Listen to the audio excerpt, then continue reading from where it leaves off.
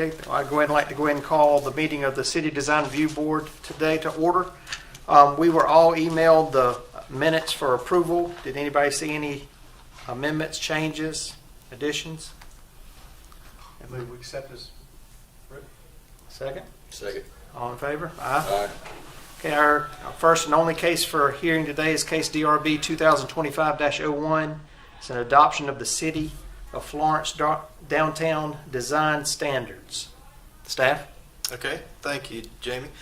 As you recall, we did have Bolton and Mink here at the last meeting, and they provided an overview of the draft for the design standards or the updated design standards. We did, put that draft online. I think all of you all had access to that, as did any members of the public. So one of the purposes of getting together here today is to provide the public hearing for that. I don't know that we have too many interested folks at this point, but we did have a number of public meetings leading up to this, which provided a lot of good input. We had a steering committee put together that provided a lot of input on this.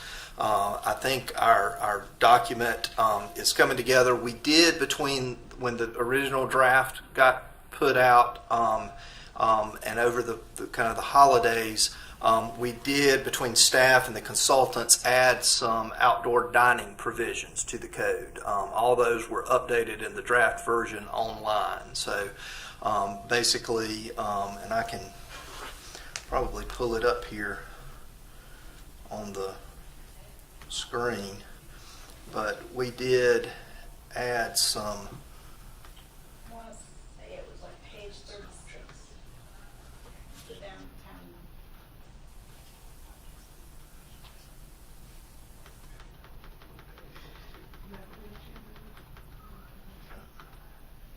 So yeah, we did add an outdoor dining section. It goes through prohibited and restricted activities. It essentially makes provisions that outdoor dining furniture is made of durable equipment. It places a permitting procedure for outdoor dining that would be in the sidewalk or in need an encroachment permit from the city in some form or fashion. So it references the Unified Development Ordinance and the permitting process for that, and then on-site outdoor dining as well, as such as some of the courtyards that are in the rear of some of the restaurants.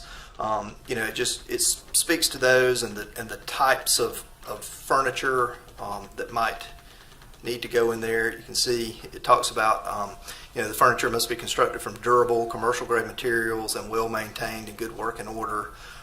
We do occasionally get, it has to sustain winds of certain mile per hour or be secured such that it won't blow around, things of that nature. But those were added. So I don't know if you guys have had time to look at that in the draft form since it was updated, but it did get added in. It was something that we were working with on the consultants, and they kind of came to us at a last hour. And if outdoor dining is in the public right of way, it also goes over some of the insurance requirements for that, because only beer and wine can be served in the public right of ways if it goes out into that area. And there are some insurance requirements that the city requires in order to do that. Those would, if it's on-site outdoor dining, it would be different, of course. But at any rate, I did want to make everybody aware of that. And I did want to also go through the proposed adoption procedure for the design standards. These are essentially part of the zoning code. So they have to go through Design Review Board for recommendation, which is why we're here today. And then they would move on to Planning Commission. Planning Commission would review them and then recommend them to City Council. And then City Council would require 2 readings of the document for final adoption. So even if things go smoothly, through the process or no hiccups, it's still at least a 3 to 4 month process before we get it through all those boards. And you guys are the first step in all this.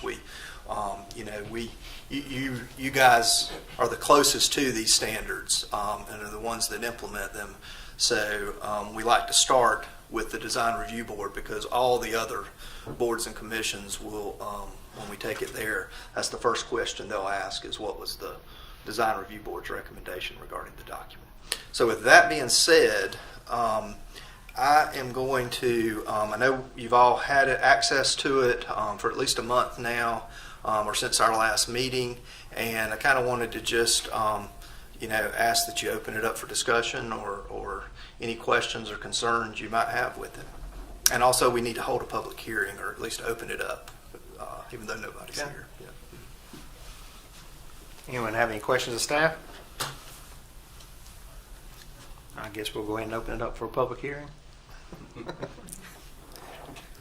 I do have one comment. I applaud the steering committee and them for streamlining everything and making it a lot more easy to navigate than the old terms. Yes, I would agree. We as staff had our concerns, but I think as we're ourselves are learning the document and how it operates, I think we're finding that too. Yes.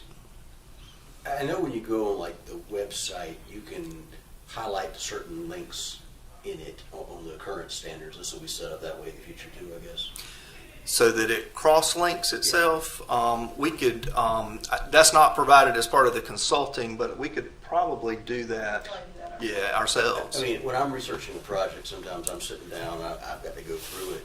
And I found the easiest way to do that is usually I download the whole thing in a PDF editor with this got search capability within the PDF editor, a keyword search if I'm trying to find setbacks or I'm trying to find, requirements or things like that.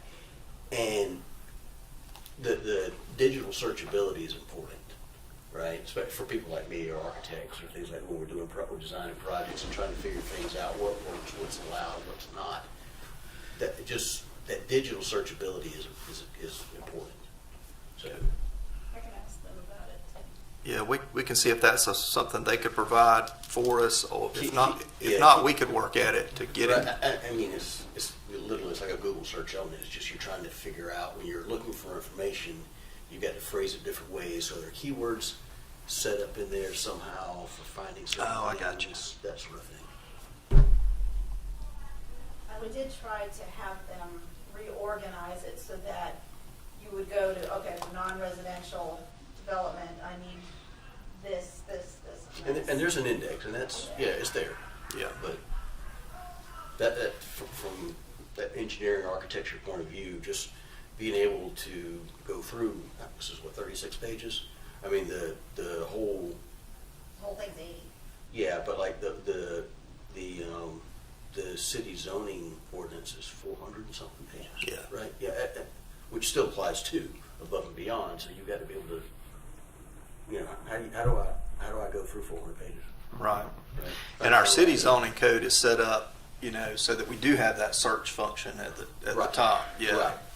Yeah. It would be nice to get this in a similar format. So Right, that, yeah. yeah. And maybe we could talk to Encode. That's who hosts our ordinance. Maybe they could incorporate it. Well, and a lot of them have basically it's a Google based or similar where they're using a search engine within their database, Right. As opposed to Google searching the whole internet is searching this specific thing. I don't know how that's set up or not. Again, what I've had to do is download the PDF and use a PDF editor with search capability to find it. Right. So. And I understand your pain. We live in that world too, so I get it. I mean, a lot of times I just email Elaine and ask her where to find it. Yeah. She used your search function. Yeah, she does.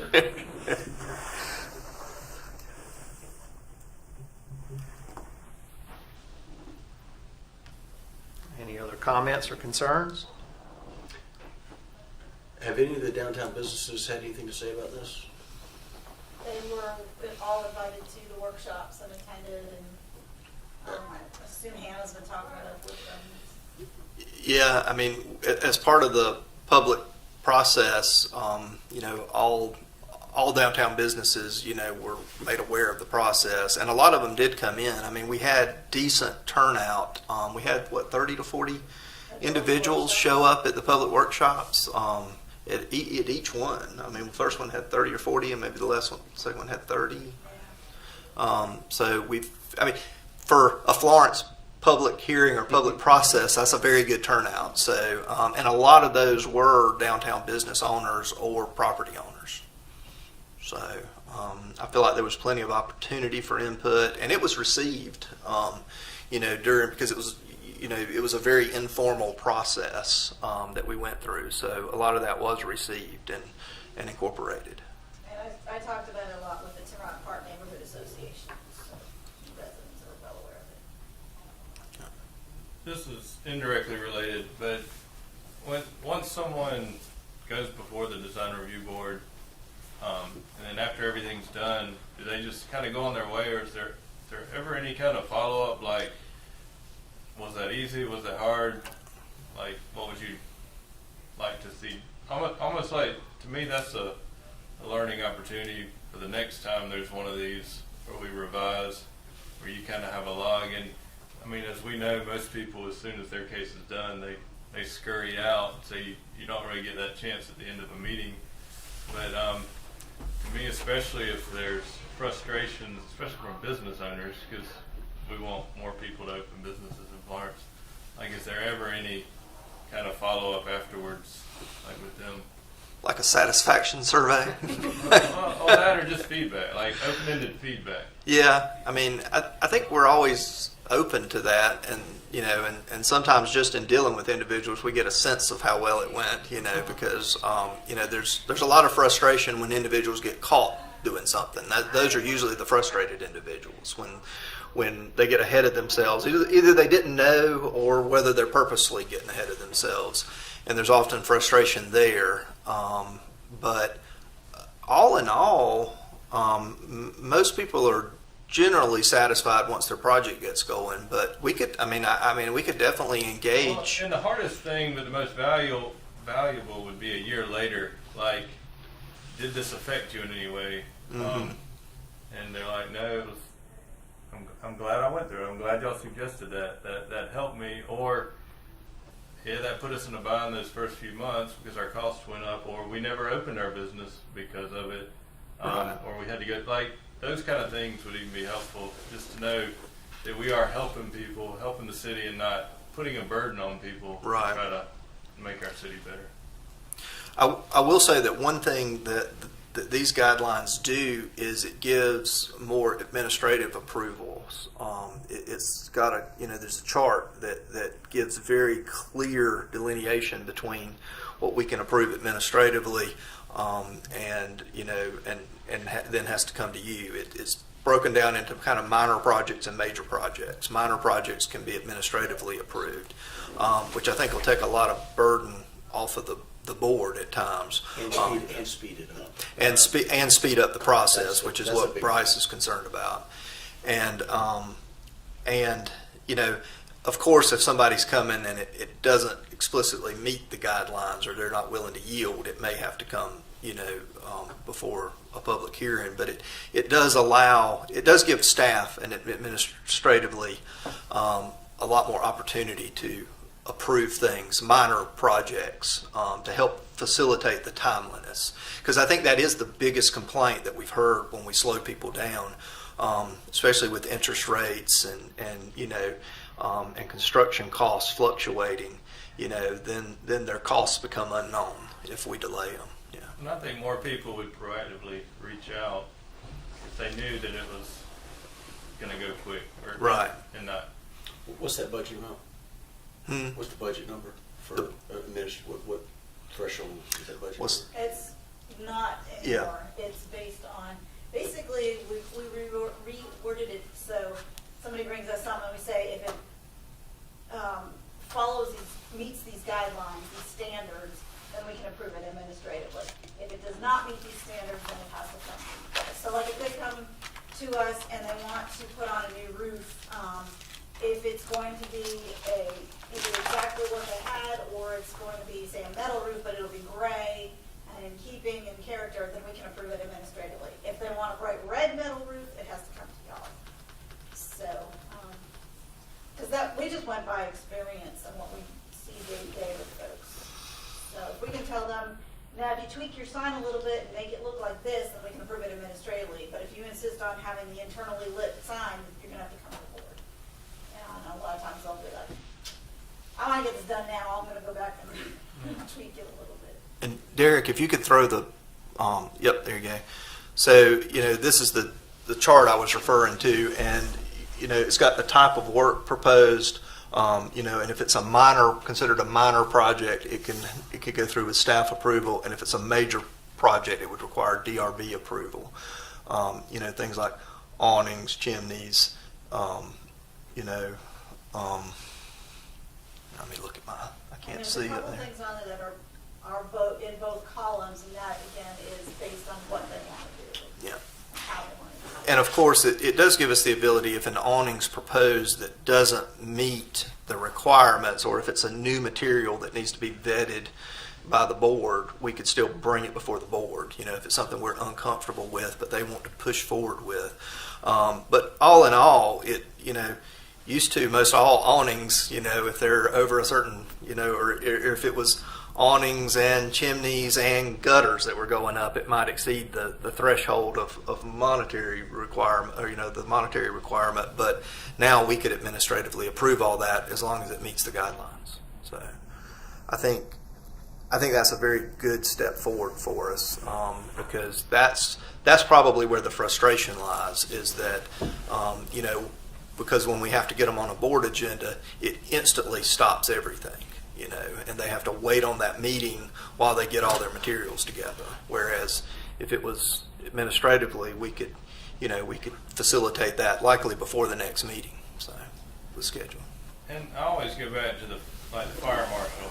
When they come, they tell you what needs to be done. As long as it's not life-threatening, they say we'll be back in 30 days. They don't put the whole project on halt. And I think there's things that maybe you do need to do that, and others where it's like, what we went through, where it had to do with landscaping, which would be at the tail end of a project, but we weren't able to get going until, and then in our case, it put us behind. Then we went into COVID, so what we thought was going to be a 2-month delay turned into a 2-year delay. Right. It seemed.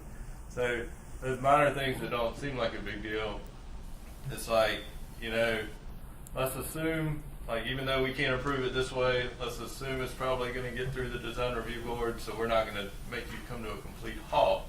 But that's a risk you're going to have to take yourself, because it could come to a halt if a surprise comes up in the meeting. But it's almost like let them take that risk on, because you're still not going to be able to open at the end until that gets passed, but Right. we feel pretty good about it. Right. And it does give us a lot more flexibility with people.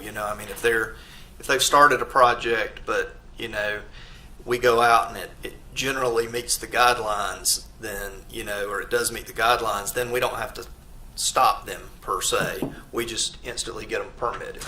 That could all happen in a day or so. Yeah. So sometimes, Or hours. Sometimes I found on plans from something like that, what you want to do is be as vague as possible and just basically draw a box and say landscaping per DRB guidelines. That's the lesson I learned. And don't try to specify. Just leave it at landscaping per guidelines. Draw it what passes, and then we'll deal with it later. Right. Right. You're just taking advantage of us now. I'm going to give my vote of yay. I have to run back to my office to see more patients, actually. Okay. So whatever. Sorry I messed you up. No, you're good.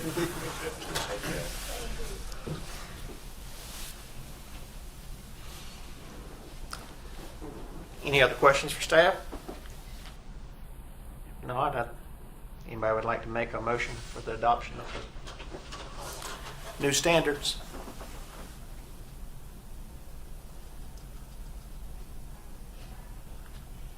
I'll make a motion to adopt the new standard. Second. Second. All in favor? Aye. So standards are approved. Our next meeting is scheduled for 2 p.m., Joey, Thank you very much. on February 12th.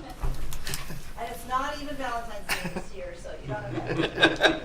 We'll I remind don't you. know. We'll remind you it's Valentine's Day. I just don't understand what's going on with this thing. So. No problem. Thanks to everybody for their time, and we'll see you next month. All right. Thanks, everybody.